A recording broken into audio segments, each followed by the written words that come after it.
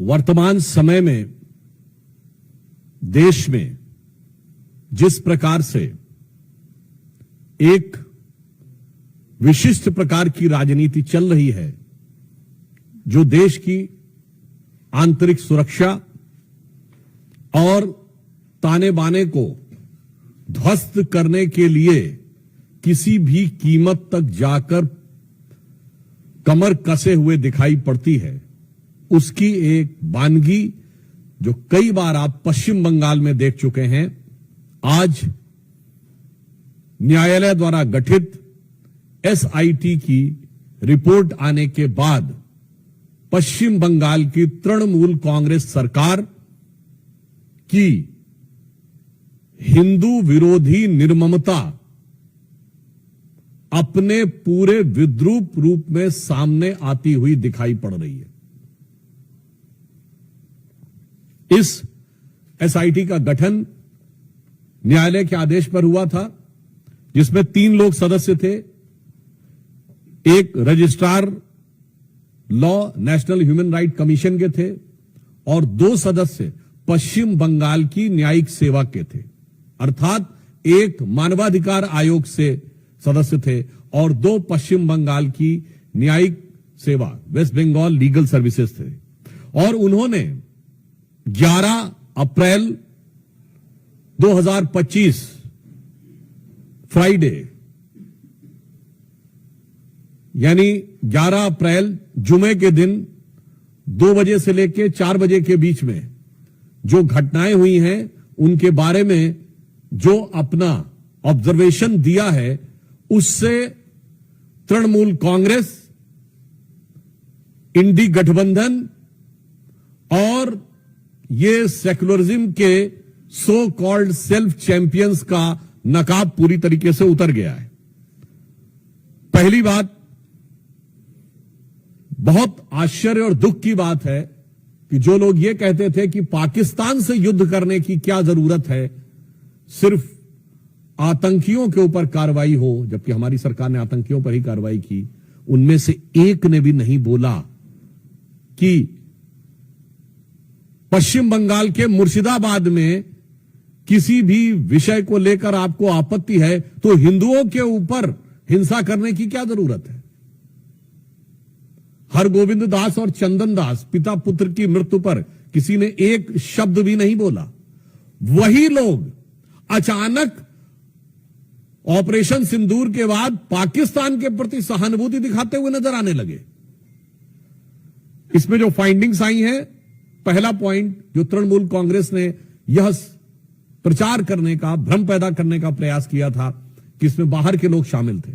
उनके कुछ सांसदों ने दूसरे राज्यों के लोगों का नाम लिया था, विशेषकर उत्तर प्रदेश बिहार का नाम लिया था, जो सरासर अनुचित है।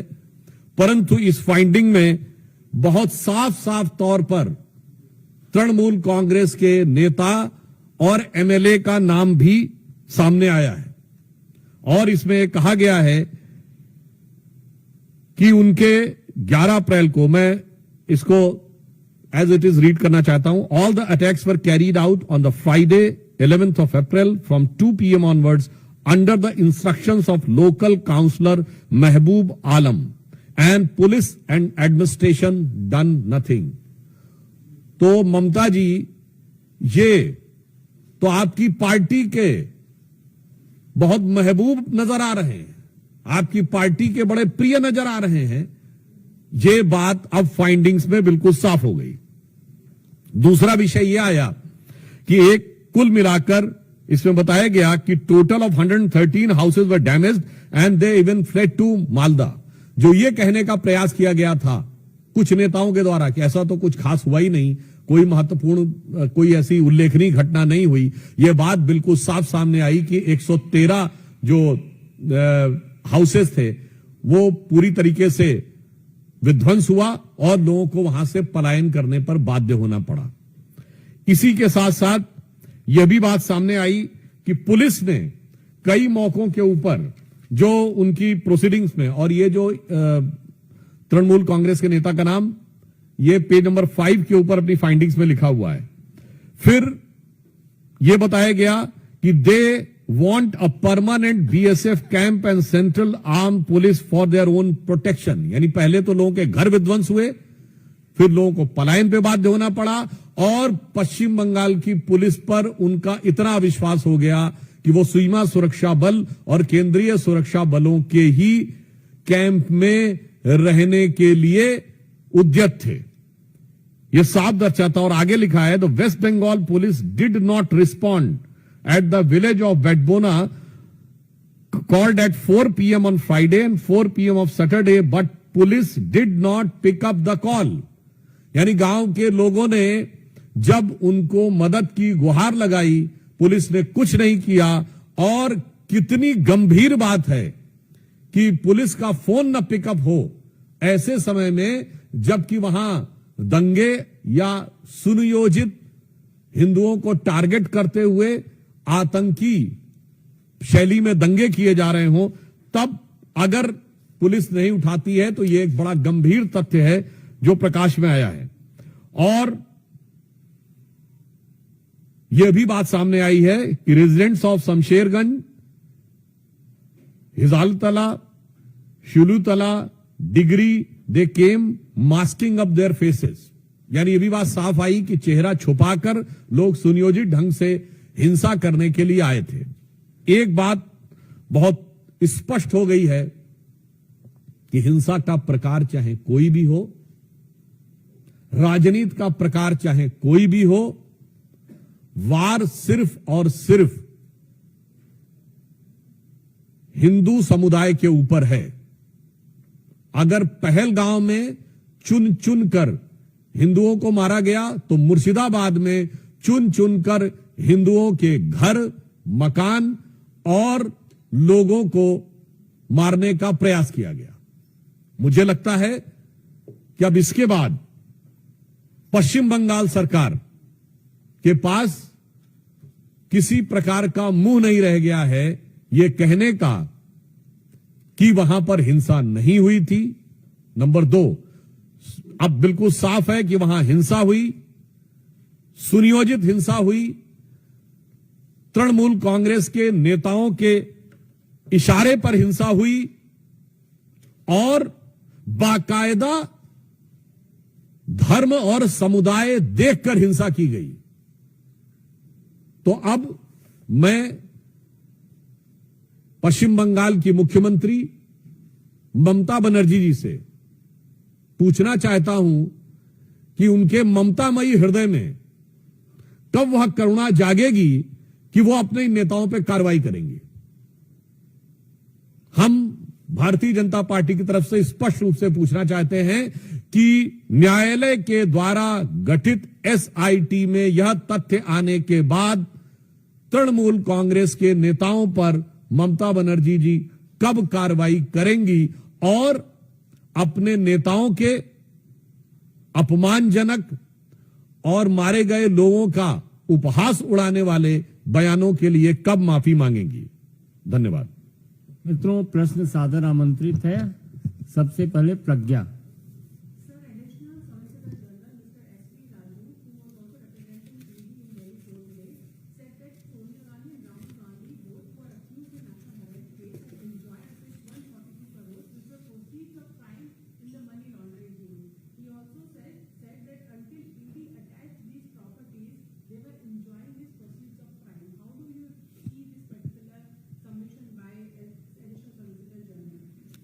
देखिए, this national Herald case has been a very peculiar case in the entire Indian history.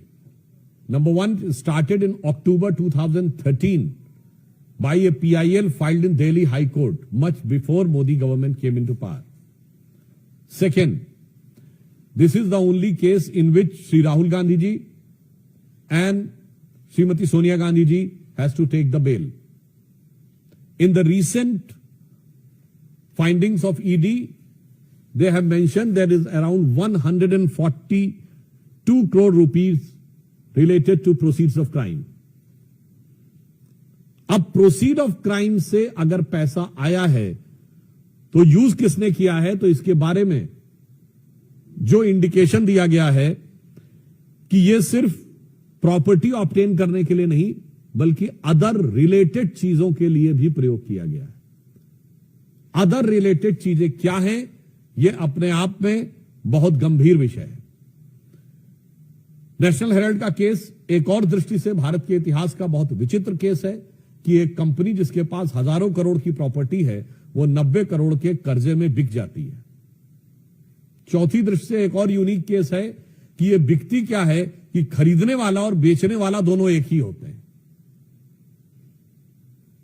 ऐसा क्रय विक्रय आपको भारत के इतिहास में कभी देखने को नहीं मिलेगा। सामान्यतः भ्रष्टाचार में देने वाला कोई और होता, लेने वाला कोई और होता है। यहां पर देने और लेने वाले दोनों एक ही हैं। इसलिए जो ईडी ने फाइंडिंग की है, इसमें एक और बिंदु समझिए। कांग्रेस पार्टी ये कहती है नेशनल हेराल्ड बंद हो गया। 67 साल के शासनकाल में, जो हमारी सरकार आने से पहले था, 60 साल कांग्रेस या उसकी समर्थक सरकारों का शासन रहा। 55-56 साल सीधे कांग्रेस का शासन रहा। अगर उसमें कांग्रेस के अनुसार जो क्लेम है कि स्वतंत्रता संग्राम सेनानियों का यह अखबार जो पंडित जवाहरलाल नेहरू जी के द्वारा चलाया गया था, स्थापित किया गया था, और जो 3 भाषाओं में निकलता था, नेशनल हेराल्ड इंग्लिश में, नवजीवन हिंदी में और कौमी आवाज उर्दू में, इसका मतलब उसका कोई खरीदारी नहीं था। यानी कांग्रेस के कार्यकर्ता भी उसे खरीदने को तैयार नहीं थे। कांग्रेस ने अपने कार्यकर्ताओं की जितनी संख्या बताई है, उतने भी लोग अगर खरीदते तो ये तीनों बिकने के कगार पे नहीं आते। तो नेशनल हेराल्ड और नवजीवन तो छोड़िए, जो नवजीवन नहीं दे पाए, कौम ने भी कौमी आवाज नहीं सुनी। अगला पॉइंट इसमें और भी महत्वपूर्ण यह हो जाता है कि यह भारत के इतिहास का इकलौता मौका है जब सरकारी संपत्तियों पे, पब्लिक संपत्ति पे भ्रष्टाचार होता था। यहां किसी पार्टी ने अपनी ही संपत्ति के ऊपर डाका डाल दिया। मतलब एक कहावत होती है कि अपने घर में कोई चोरी नहीं करता, अपने घर में कोई डाका नहीं डालता। यह आपने सिर्फ कॉमेडी फिल्मों में देखा होगा, मगर यह ट्रेजेडी देखिए कि नेशनल हेराल्ड केस इस मामले में एक विचित्र केस है। और यह भी दर्शाता है the ED today has mention about 142 crore rupees of proceed. तो मैं कहना चाहूंगा, एक वो कांग्रेस थी जो महात्मा गांधी की कांग्रेस थी, जिसका सदस्यता शुल्क कितना था, 4 आने। कांग्रेस में नारा होता था, 1 चवन्नी चांदी की, जय बोलो महात्मा गांधी की। और आज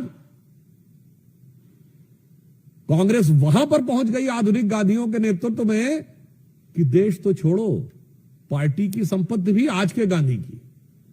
तो अगर 142 करोड़ का विषय आया है, यह बहुत गंभीर बात है। यह कांग्रेस पे सिर्फ कानूनी नहीं, यह कांग्रेस पे सिर्फ राजनीतिक नहीं, बल्कि गंभीर नैतिक सवाल पैदा करता है कि जो लोग अपने को स्वतंत्रता संग्राम सेनानियों की विरासत